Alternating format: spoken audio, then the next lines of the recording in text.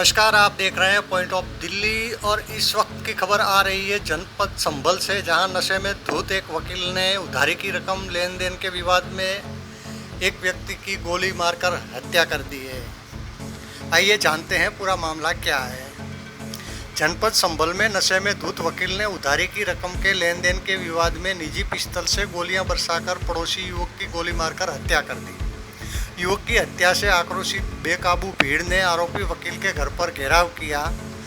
युवक की हत्या की सूचना पर घटनास्थल पर पहुंची पुलिस ने भीड़ को काबू करने के बाद घर में छिपे आरोपी वकील और उसके भाई को गिरफ्तार कर लिया है।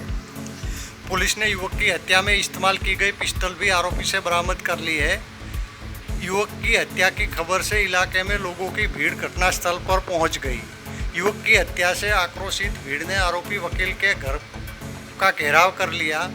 बेकाबू भीड़ आरोपी को पकड़ने के लिए आरोपी के घर में घुसने का प्रयास करने लगी। इसी बीच युवक की हत्या की सूचना पर सीओ गोपाल सिंह कई थानों की पुलिस फोर्स के साथ घटनास्थल पर पहुंच गए।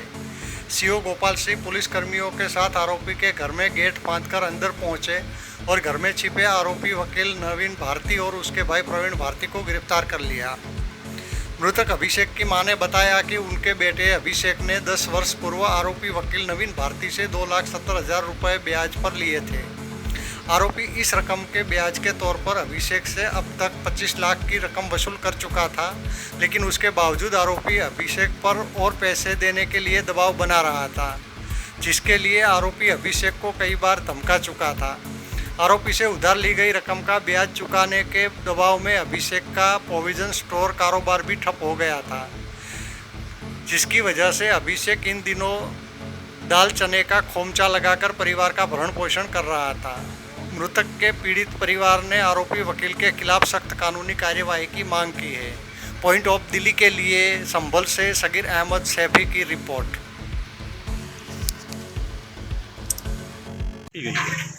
थाना चंदौसी के अंतर्गत ये विकास नगर मोहल्ले में आज ये सूचना प्राप्त हुई कि अभिषेक अग्रवाल इनका गोली मारकर इनकी हत्या कर दी गई है। पुलिस के द्वारा मौके पर पहुंचकर ज़रूरी छानबीन की गई तो ये पता लगा कि इनके घर के ठीक सामने रहने वाले नवीन और प्रवीण, इन दोनों से इनका पैसे को लेकर कुछ विवाद था, जिसकी वजह से इन दोनों लोगों ने गोली मारकर इनकी हत्या की है। इन दोनों को गिरफ्तार कर लिया गया है। इनका जो आला कत्ल है वो बरामद कर लिया गया है। FIR लिखकर अन्य वैधानिक कार्रवाई की जा रही है। बॉडी को पोस्टमार्टम के लिए भेज दिया गया है।